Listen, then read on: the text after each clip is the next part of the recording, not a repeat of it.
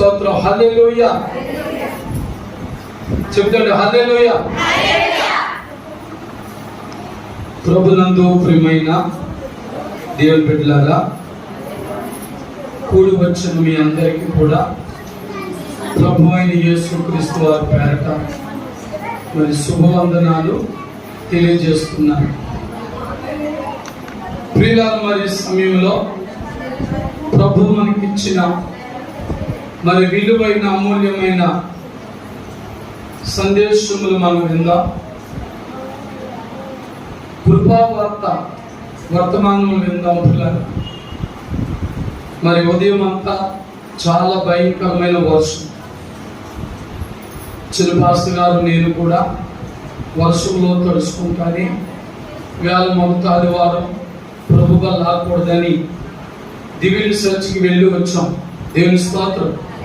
మరలా మేము రిటర్న్లో సగం దూరం వచ్చేసరికి వర్షం ఆగిపోయింది. హల్లెలూయా. కాబట్టి మరి ఈ పగలు ఈ మధ్యాహ్నం మన పిఠాపురం చర్చిలోను, రాత్రికి కొండవారం చర్చిలో కూడా ఈ మంచి వాతావరణం దేవుడిచ్చి మొదటి ఆదివారం మొదటి నెల మన 5వ నెలలో మొదటి ఆదివారం కనుక మన దివిలి పిఠాపురం కొండవారం మరి 3 సంఘాల్లో జరిగే ప్రభు బల్ల ఆరాధన కార్యక్రమాలన్నీ దేవునికి మహిమగా జరగాలి. హల్లెలూయా. హల్లెలూయా. ప్రియులారా, మరి సమయంలో కొద్ది నిమిషాలు కృపావార్త వర్తమానములు విందాం. అందరూ ప్రార్థన పూర్వకంగా విందాం. పిల్లలు అటు ఇటు తిరగొద్దు, పెద్దవారెవరు అనాలోచనగా ఉండొద్దు, మాట్లాడకుండా ప్రార్థన పూర్వకముగా దేవుని యొక్క మాటలు విని మనము ఆశీర్వదించబడదాం, దీవించబడదాం. ఎందుకంటే ఇప్పుడు ఒక మాట మర్చిపోకండి, చాలా మంది వాక్యం సమయానికి వచ్చేసరికి ఇంట్రెస్ట్ చూపడం, అనాలోచనలు ఉంటాం. కానీ మనకు తెలిసిన గొప్ప మాట, కీర్తనకారుడు ఒక చక్కని మాట అంటాడు, నీ వాక్యము నన్ను బ్రతికించుచున్నది, నా బాధలో ఇదే నాకు నెమ్మది కలిగించుచున్నది. అది ఈ కడవ దినాల్లో మన బాధలు పోవాలన్నా, మనకు శాంతి సమాధానాలు కలగాలన్నా దేవుని వాక్యమును జాగ్రత్తగా విని అర్థము చేసుకుని మన హృదయం అనే పలక మీద రాచుకోవాలి. ఆమేన్, ఆమేన్. ప్రియులారా, మరి ప్రభువైన యేసుక్రీస్తు వారు పునరుద్ధానుడై తిరిగి లేచినటువంటి 3వ ఆదివారం, గత ఆదివారం కాక ముందు ఆదివారం యేసుక్రీస్తు వారు పునరుద్ధానుడై తిరిగి లేచిన ఆదివారం. ఆ రోజున మనం పునరుద్ధాన ప్రత్యేకతల గురించి మాట్లాడుకున్నాం. గత ఆదివారం అయితే యేసుక్రీస్తు వారు పరలోకమునకు ఆరోగ్యునుడిగా వెళ్ళడానికి గల కారణములేంటో మనము తెలుసుకున్నాం.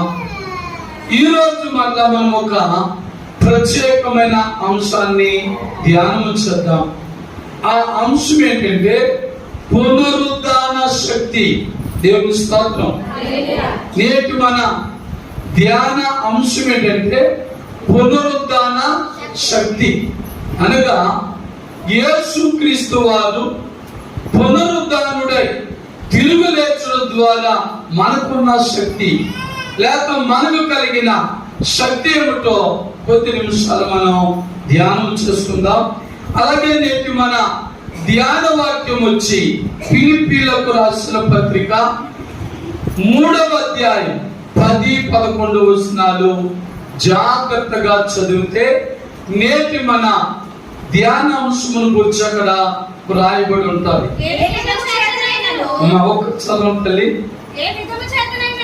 ఏ విధము చేతనైనను మృతులలో నుండి నాకు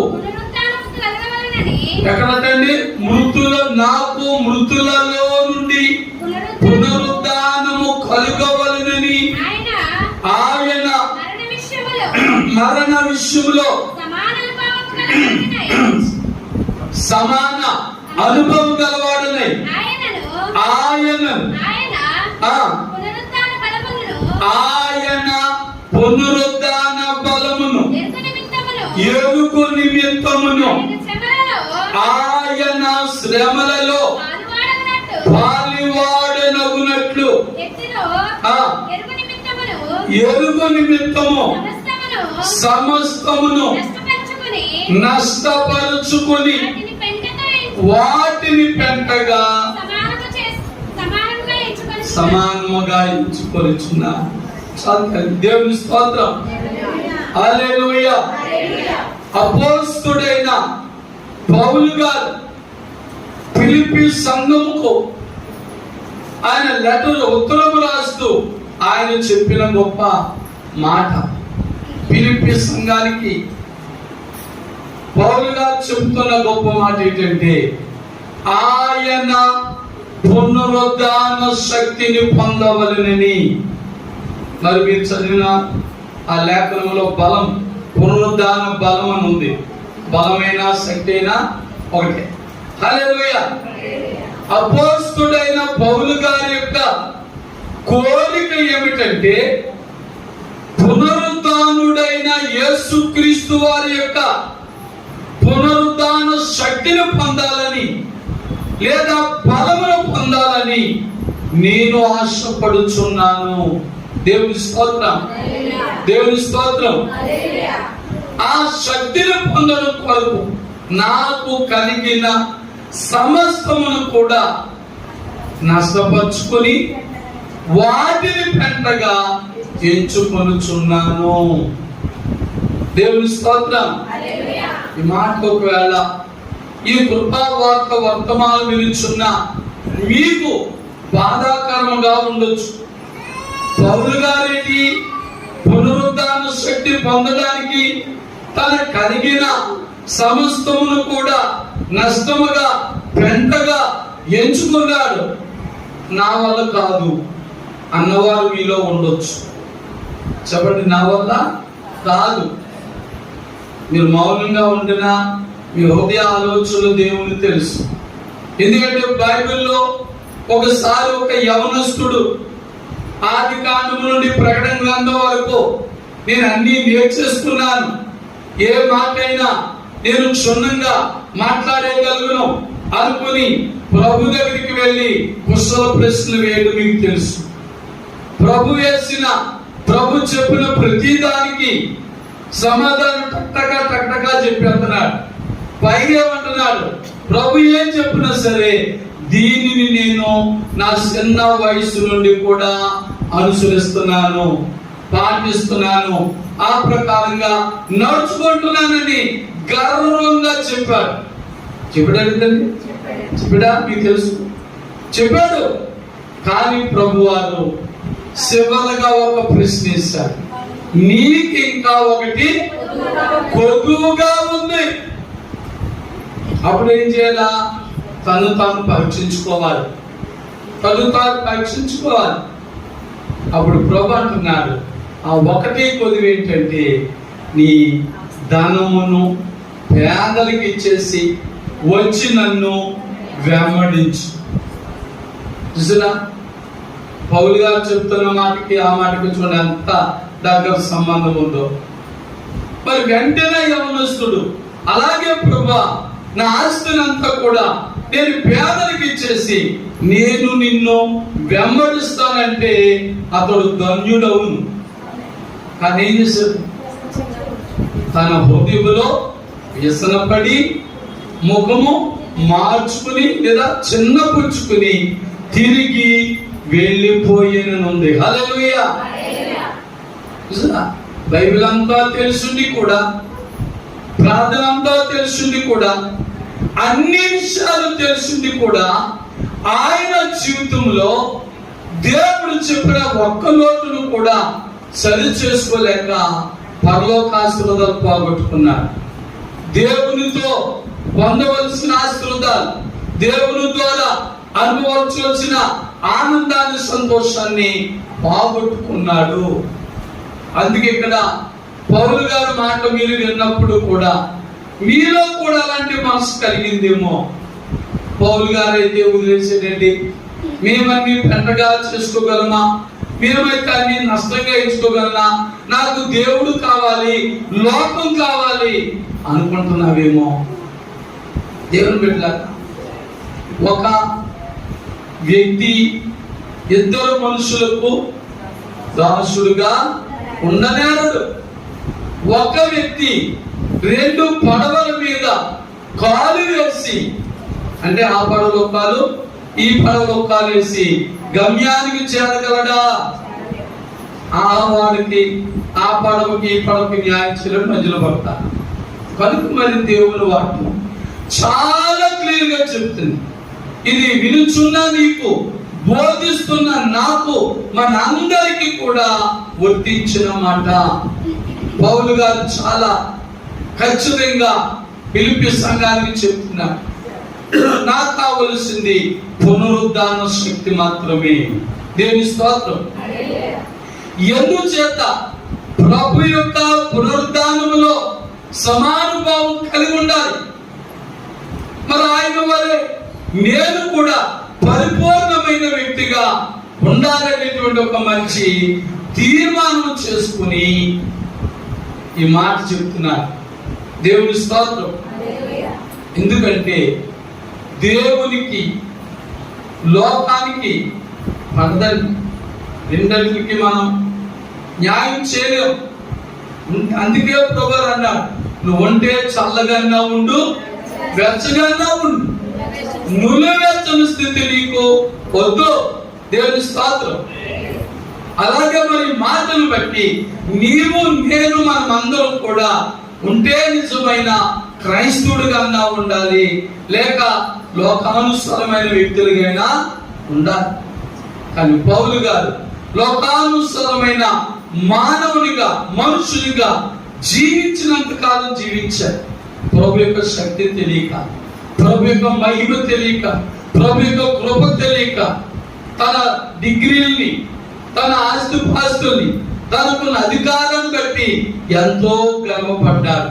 దమస్కు మార్గంలో ప్రభు తను పట్టుకున్న తర్వాత దేవుని మహిమ, దేవుని కృప, దేవుని ఆశీర్వాదములు, దేవుని సన్నిధి, పరలోకము ఎంత గొప్పవో ఆయన తెలుసుకున్నాడు. కాబట్టి తన విద్య, ఉద్యోగం, అధికారం, హోదా, తను కలిగిన మేడలు, మిద్దులు, ఆస్తులు, అంతస్తులు సమస్తాన్ని కూడా పెంటగా పెంచుకున్నానంటున్నారు. దేవుని స్తోత్రం. హల్లెలూయా.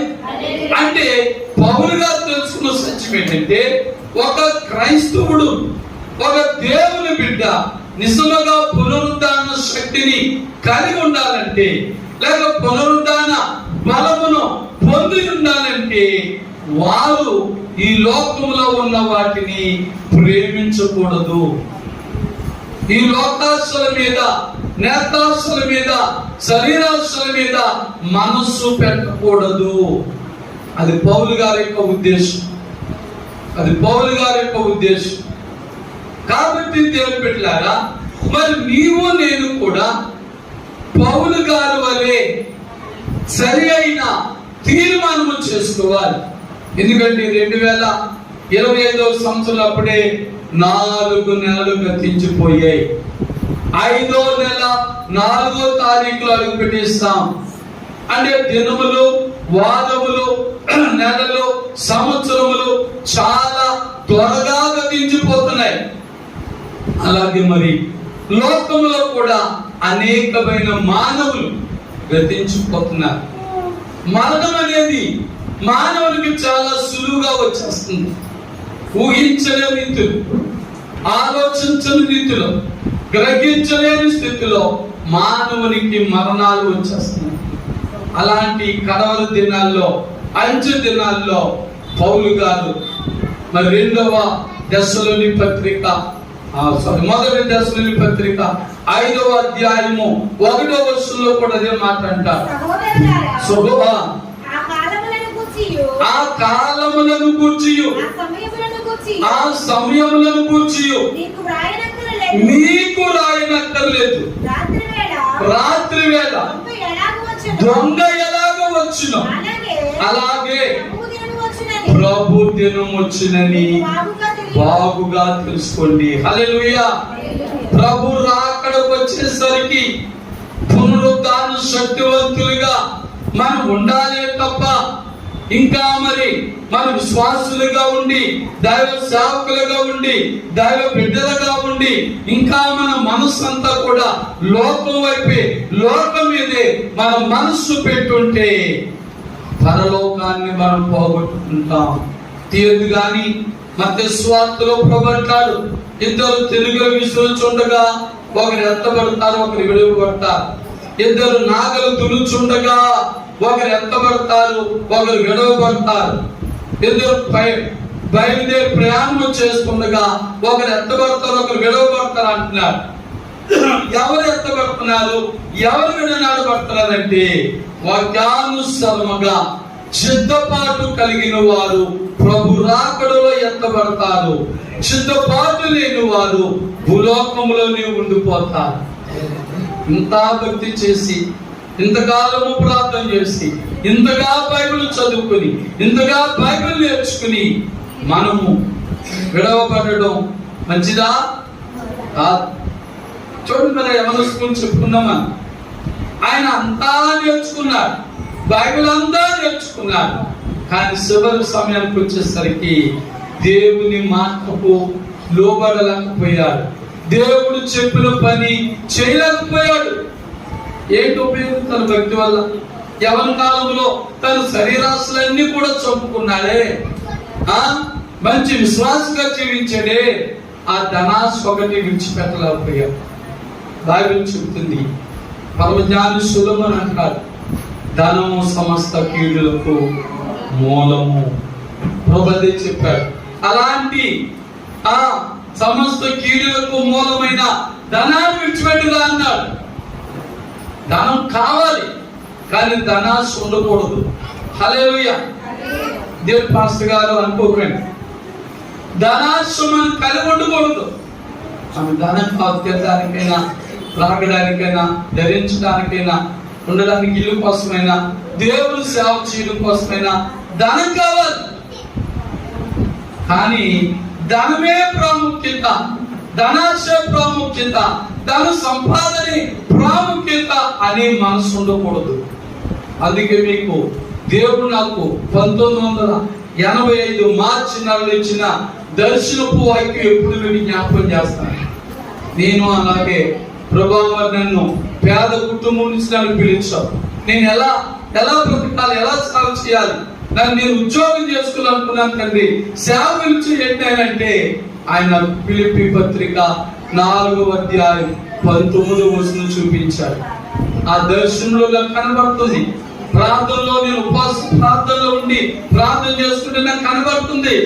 ప్రార్థన ముగించుకుని చూస్తే అక్కడ ఉన్న మాట మీకు తెలుసు, కాగా దేవుడు తన ఐశ్వర్యము చొప్పున క్రీస్తు యేసునందు మహిమలో మీ ప్రతి అవసరమును తీర్చును. చెప్తాం, అందరూ చెప్తాం, హల్లెలూయా, హల్లెలూయా, హల్లెలూయా.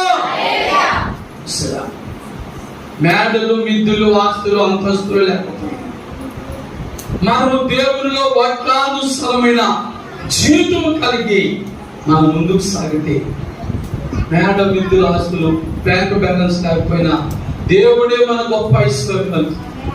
ఆయన మనకు ధనం, ఆయన మనకు బ్యాంకు, ఆయన మన ఏటీఎం.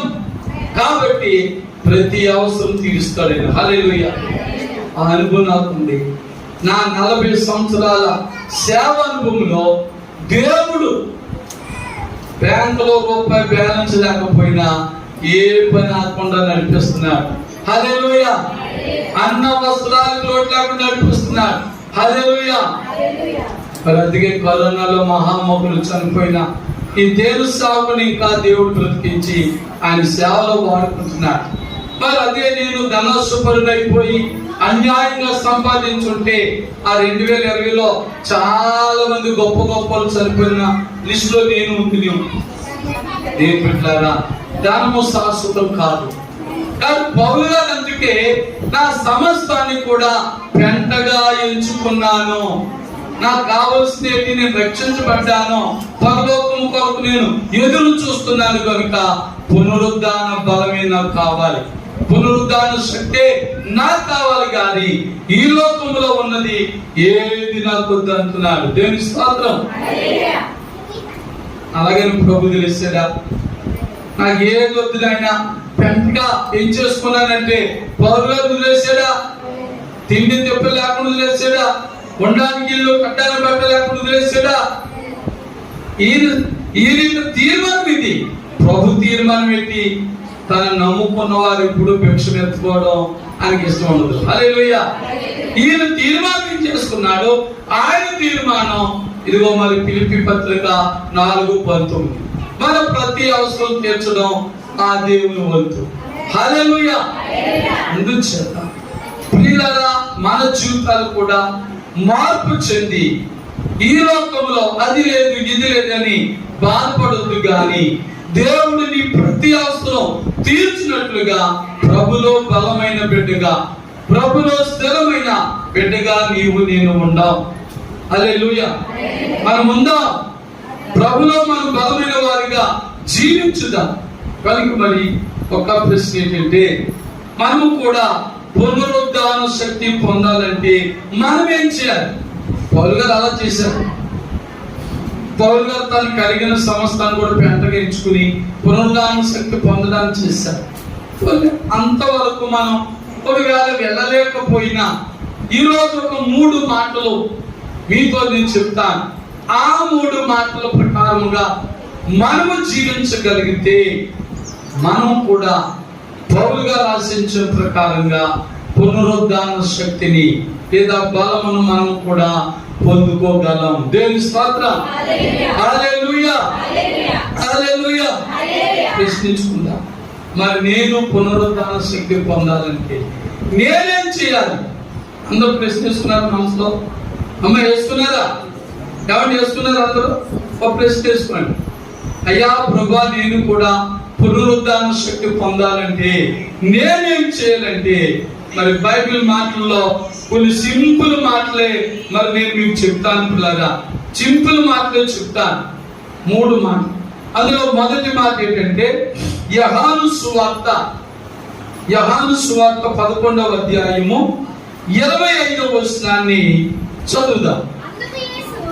అందుకు యేసు పునరుద్ధానమును జీవమును నేనే, నా యందు విశ్వాసముంచువాడు చనిపోయినను బ్రతుకును. దేవుని స్తోత్రం. హల్లెలూయా. మరి మీకు నేను చెప్పాలనుకున్న 3 మాటలు ఏంటంటే, ఈ యోహాను సువార్త 11వ అధ్యాయం 25వ వచనంలో రాయబడిన మాట యేసుక్రీస్తు మీద ఉన్న విశ్వాసము ద్వారా మనము పునరుద్ధాన శక్తిని పొందగలం. దేవుని స్తోత్రం. దేని ద్వారా అంటే విశ్వాసం ద్వారా. చెప్పండి, దేని ద్వారా అంటే అక్కడ మరియా మార్తల యొక్క సోదరుడు లాజరు చనిపోయాడని దుఃఖపడుతున్నారు. అయ్యో ప్రభు, ఈ రోజుకి 4 రోజులు అయిపోయింది, చనిపోయి సమాధి చేయబడి 4 రోజులు అయిపోయింది. నువ్వు 4 రోజుల ముందు వచ్చుంటే, ఇప్పుడండి 4 రోజుల ముందు వచ్చుంటే నా సహోదరుడు బ్రతుకును అంటున్నాడు. అప్పుడు 25 వచ్చి చెప్పాడు, పునరుద్ధానమును జీవమును నేనే. దేవుని స్తోత్రం. హల్లెలూయా. నువ్వు నమ్మితే దేవుని స్తోత్రం. కింద అంటాడు, ఏమనడం? నా యందు విశ్వాసముంచువాడు చనిపోయినను బ్రతుకును. హల్లెలూయా. అదే విశ్వాసం ద్వారా మనము కూడా పునరుద్ధాన శక్తిని పొందగలం. మనము చనిపోయినా మరలా మనం పునరుద్ధానం పొందగలం. దేవుని స్తోత్రం. దేని ద్వారా? విశ్వాసం ద్వారా. దేవుని విశ్వాసం ఉండాలి. దేవుని విశ్వాసం, బలమైన విశ్వాసం, సరి అయిన విశ్వాసం, స్థిరమైన విశ్వాసం, ఎటువంటి అపనమ్మిక లేని విశ్వాసం ఉండాలి. దేవుని స్తోత్రం. వినడానికైనా చెప్పుకోవడానికైనా విశ్వాసమైన మాట చాలా సింపుల్ గా ఉంటారు. దాన్ని పాటించడం మాత్రం చాలా కష్టం.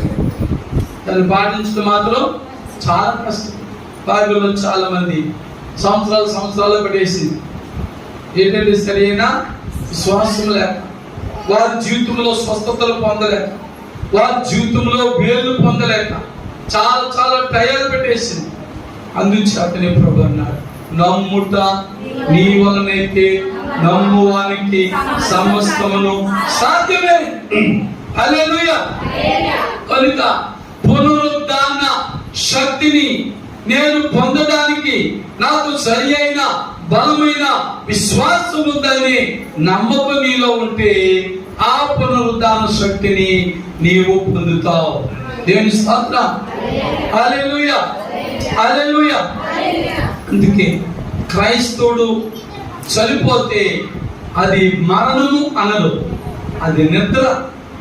ఏంటంటే అది నిద్ర. చనిపోయిన వాడు లేవడు, నిద్రపోయిన వాడు మరలా వేస్తాడు ఏదో టైంలో.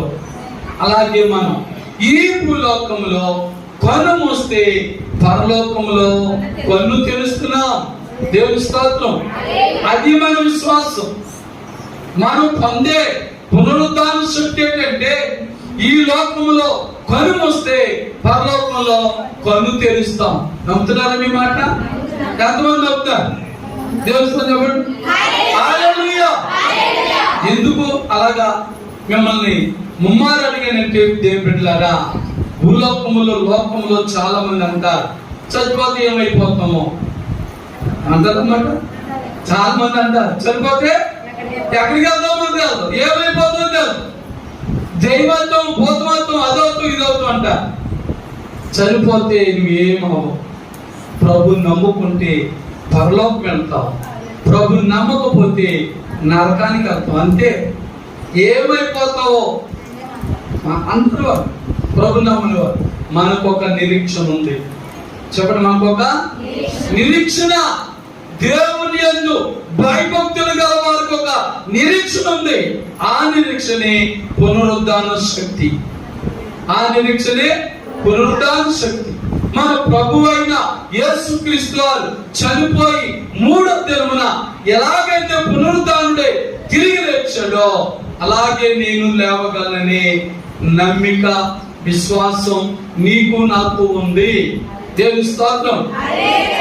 ఒకవేళ ఇంతవరకు ఈ కృపావార్త వర్తమానం వినేవారిలో ఇలాంటి విశ్వాసం లేకపోతే ఈ మాట ద్వారానైనా ఈ వాక్యం ద్వారానైనా ఇప్పుడే మీరు కూడా ఇలాంటి పునరుద్ధాన శక్తి నేను పొందుకున్నానని విశ్వాసంలోకి రండి. దేవుని స్తోత్రం. హల్లెలూయా, హల్లెలూయా. మరి రెండో మాటలోకి వెళ్ళిపోదాం. రెండో మాట రోమీయులకు రాసిన పత్రిక 12వ అధ్యాయము 2వ వచనం. రోమ పత్రిక అమ్మా మీరు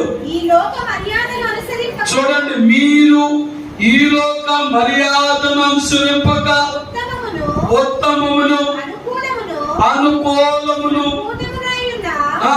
దేవుని చిత్తమేదో పరీక్షించి తెలుసుకొనున్నట్లు చూడండి, మీ మనస్సు మారి నూతన మగుట వలన రూపాంతరము పొందుడి. దేవుని స్తోత్రం. హల్లెలూయా. మరి ఇక్కడ రోమ పత్రిక 12వ అధ్యాయము 2వ వచనంలో ఈ పౌలు గారు చెబుతున్న గొప్ప మాట ఏమిటంటే మనస్సు నూతన పరచబడు ద్వారా పునరుద్ధాన శక్తిని పొందగలం. దేవుని స్తోత్రం. హల్లెలూయా. మనసు ఏమవ్వాలండి? నూతన పరచబడాలి. లేదండి నేను ఎలా ఉన్న వ్యక్తిని అలాగుంటాను, ఇంకా పాపంలోని లోకంలోని ఇంకా తిరుగులాడుతూ ఉంటాను, జీవిస్తూ ఉంటాను, బ్రతుకుతూ ఉంటానంటే నీకు పునరుద్ధాన శక్తి ఉండదు, పునరుద్ధాన బలం ఉండదు. కానీ ఏం మారాలి? మనసు మారాలి. ఏం మారాలండి? మనసు మారాలి. వేషధారణ కాదు, లేక రూపం కాదు, మనస్సు మారాలి. పాస్టర్ గారు కాబట్టి నేను పాస్టర్ గారు ధరించవలసిన బట్టలు ధరిస్తాను కాబట్టి నన్ను ఎవరు చూసినా మీరు పాస్టర్ గారు అండి అని అడుగుతున్నారు. దేవుని స్తోత్రం. పైకి బట్టలు బాగా ఉన్నాయి, పాస్టర్ గారు ధరించే బట్టలు ధరిస్తున్నారు. కానీ ఏం మారాలి? పైవేషం మారింది. ఏం మారాలి? మనసు మారాలి. దేవుని స్తోత్రం. అలాగే నీవు కూడా ఒక విశ్వాసిగా ఉండవలసిన రీతిలో నీవు కూడా లోకానికి కనబడుతున్నావు, మంచిదే. నిన్ను చూడగానే దేవుని నమ్ముకున్న బిడ్డ, క్రైస్తవురాలు, సంఘ బిడ్డ, అబ్బో ఇలా నేను మంచి పేరు చెప్తారు. కానీ ఏం మారాలి? మనసు కూడా మారాలి. పైలోపమే మారడం కాదు, కానీ హృదయం కూడా మారాలి.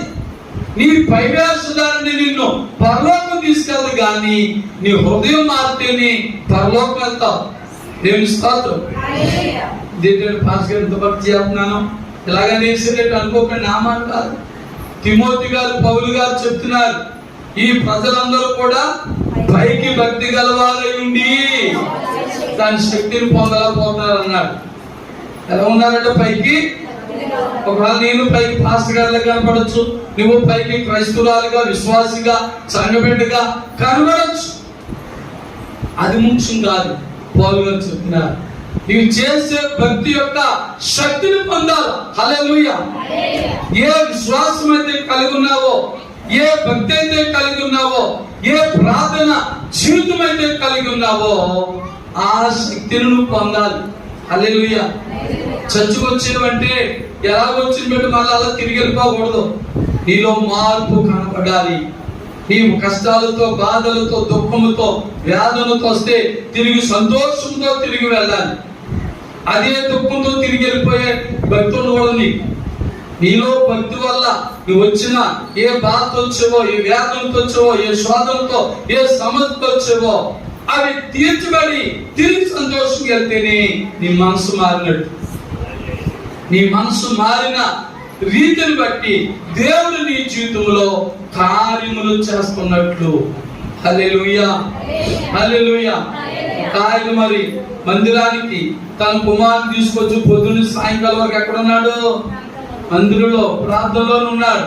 సాయంకాలం వెళ్ళిపోయేటప్పుడు అదే బిడ్డను అదే బాధతో తీసుకెళ్ళిపోతున్నాడు. మందిరం ఉన్నాడు కదా, అమ్మా ఎక్కడ ఉన్నాడు? పొద్దునుంచి మనం సాయంకాలం మందిరం ఉన్నాడు కదా. ఎందుకు స్వస్థత కలగలేదు అంటే కలగలేదు. ఎందుచేత మనసు మారలేదు, విశ్వాసం సరిగా లేదు, భక్తి సరిగా లేదు.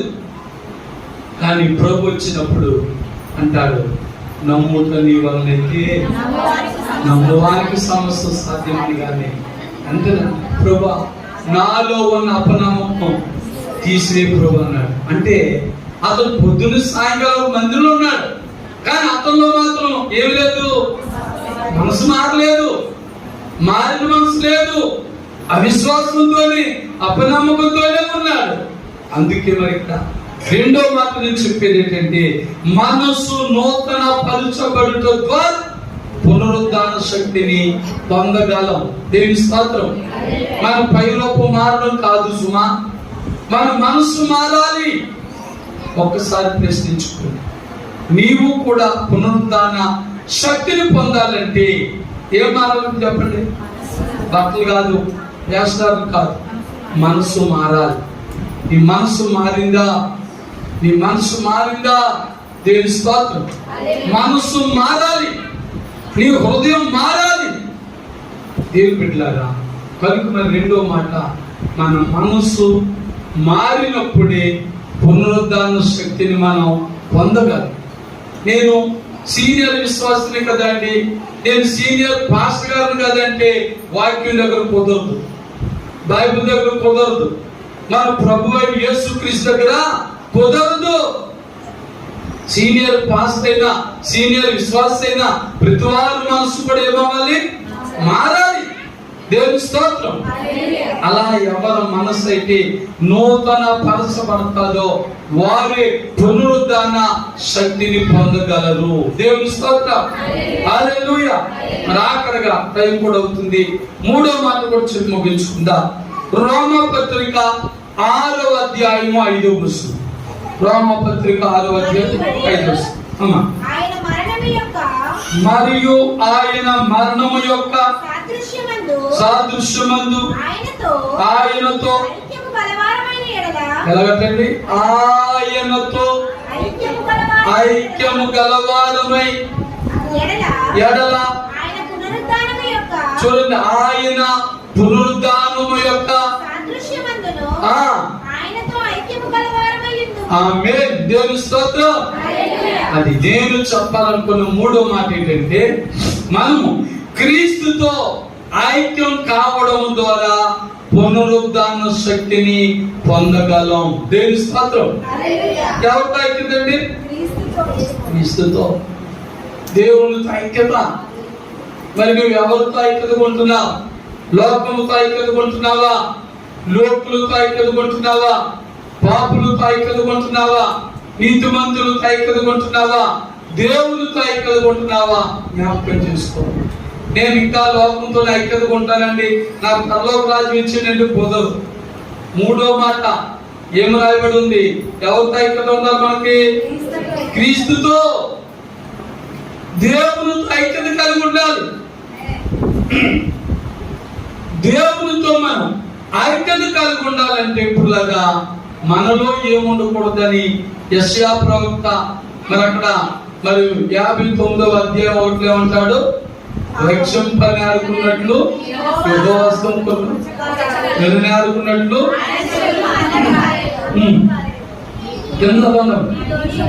అది అక్కడి నుంచి తెలుసామంట. మీ దోషములు మీ అతిక్రమాలు మీకును మీ దేవునికి అడ్డుగా వస్తున్నాయి కాబట్టి ఐక్యత కుదరట్లేదు. అందుకు చదివించిన మాట, మన దోషములు మన అతిక్రమాలు మన పాపములన్నీ కూడా దేవునికి మనకేమవుతున్నాయంటే మధ్యగా అడ్డొస్తున్నాయి. మన పాపం మంచిగానే వస్తున్నాం. నేను దేవునితో ఐక్యత అవ్వాలని వస్తున్నాం. నేను సేవ చేసేది కూడా దేవునితో ఐక్యతగా ఉండాలని ఆయననే వస్తున్నాను. నువ్వు కూడా దేవునితో ఐక్యతగా ఉండాలని వస్తున్నావు. కానీ ఇంకా నీలో నాలో మనలో ఉన్న అతిక్రమాలు దోషములు పాపములన్నీ కూడా దేవునికి మనకు అడ్డుకొచ్చాయి కాబట్టి ఆయనతో మనము ఐక్యతగా ఉండలేకపోతున్నాం. మనమేమనుకుంటున్నాం? వస్తున్నాం వెళ్తున్నాం, ఐక్యతగా ఉన్నామేమో అనుకుంటున్నాం. కానీ మనలో ఏమీ లేదు, ఐక్యత లేదు. కనుక దేవుని బిడ్డలారా, ఈ రోమపత్రిక 6వ అధ్యాయం 5వ వచనం చెప్పబడిన మాట, ఎవరైతే క్రీస్తుతో ఐక్యపరచబడతారో వారు పునరుద్ధాన శక్తిని పొందగలరు అని చెప్తున్నారు. దేవుని స్తోత్రం. అందుచేత నువ్వెవరితో ఐక్యత కలిగి ఉన్నావో ప్రశ్నించుకోవాలి. నువ్వెవరితో ఐక్యతగా ఉంటున్నావో ప్రశ్నించుకోవాలి. ఈ లోకంలో అందరికంటే ప్రాముఖ్యంగా క్రీస్తుతో మనం ఐక్యపరచబడాలి. దేవుని స్తోత్రం. క్రీస్తుతో మనం ఐక్యపరచబడాలి. ఎప్పుడైతే క్రీస్తుతో మనం ఐక్యత కొంటామో పునరుద్ధాన శక్తి మనం పొందుతాం. దేవుని స్తోత్రం. హల్లెలూయా. కనుక పిల్లగా పౌలు గారు చెప్పినట్లుగా నీవు నేను కూడా పునరుద్ధాన శక్తి పొందేవారు ఉండాలంటే ఆ 3 విషయాలు త్వరత చెప్పండి. మొదటిది విశ్వాసం ద్వారా, రెండోది మనస్సు నూతన పరచబడుట ద్వారా, మూడోది క్రీస్తుతో ఐక్యపరచబడుట ద్వారా. కాబట్టి మోకరించుదాం. నీవు నేను కూడా ప్రభు రాకడలో ఎత్తబడే వారిగా పునరుద్ధాన శక్తి పొందే వారిగా ఉండడానికి అర్హత నాలో నీలో ఉందో లేదో ప్రశ్నించుకుందాం.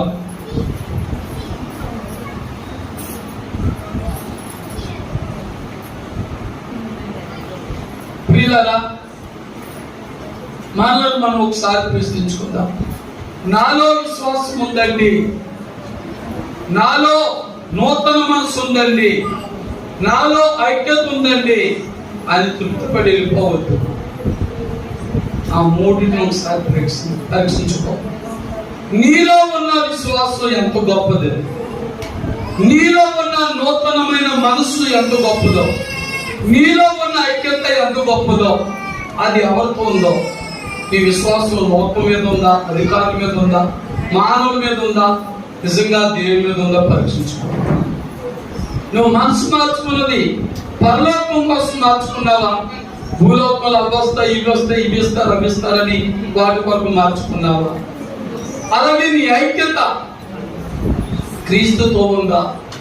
ఇంకా క్రైస్తవ బిడ్డ వయ్యిండు కూడా ఇంకా లోకంతోనే నీ ఐక్యత, నీ జడ్డపట్టాలు ఉంటే ఇప్పుడే క్రీస్తుతో ఐక్యత తెచ్చుకో, ఐక్యపరచబడి. ఈ ప్రకారంగా మనల్ని మనం పరీక్షించుకుందాం, పరిశోధించుకుని ప్రార్థన చేసుకుందాం. ప్రేమమయుడా యేసయ్య, మీకే వందనాలు స్తోత్రములు చెల్లిస్తున్నా.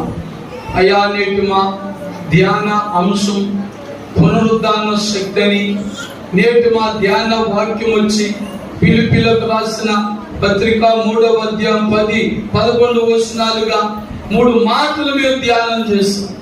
ఆ 3 మాటల ప్రకారం నాలో మాలో ప్రభా బలమైన విశ్వాసం దయచేయండి, నిజమైన మారు మనసు, నూతన మనసు దయచేయండి, నిజమైన ఐక్యత నీతో మాకు దయచేయమని యేసు క్రీస్తు పరిశుద్ధ నామములో ప్రార్థించి వేడుకొనుచున్నాము తండ్రి, ఆమేన్. దేవుని స్తోత్రం, హల్లెలూయా. ప్రియులారా, మరింతవరకు కృపావార్త వర్తమానములు శ్రద్ధగా విని ఆశీర్వదించబడిన మీ అందరినీ కూడా ప్రభు పేరట వందనాలు తెలియజేస్తున్నాను. God bless you, God bless you all. Amen, amen.